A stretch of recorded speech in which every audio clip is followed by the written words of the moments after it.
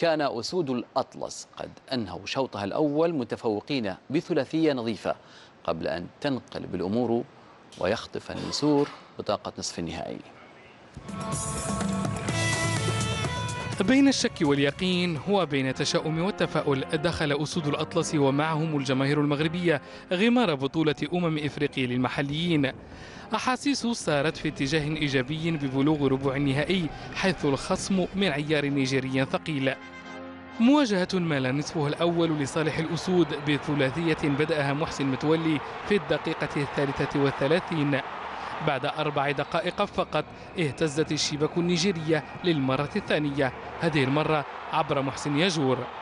الأسمر الرجاوي عاد في الدقيقة 40 ليمد زميله الجديد في القلعة الخضراء عبد الكبير الوادي بكرة مررها بدوره في اتجاه متولي الذي أعلن ثلاثية المنتخب المغربي.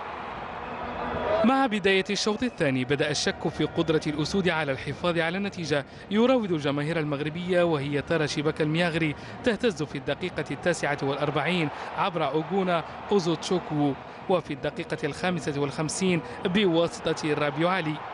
عارن الأسود فقد هيبته وهو يتلقى هدف تعادل من قدم كريستانتوس إدجيكي في آخر أنفاس الوقت القانوني، قبل أن يعود النسور لخطف هدف رابع خلال الشوط الإضافي الثاني طار بهم إلى نصف نهائي الشان، ووضع نقطة النهاية للمشاركة المغربية في البطولة القارية. وبعد المباراة عبر محسن ياجور مهاجم المنتخب المغربي عن حزنه لما آلت إليه الأمور خصوصا في الشوط الثاني من المباراة، وذلك لموفد البين سبورتس إلى البطولة. النتيجة يعني لا ترضي يعني الجمهور المغربي ولا اللاعبين ولا حتى يعني الستاف تكنيك. ف يعني كرة القدم هي هذه، فكنا فايزين 3-0.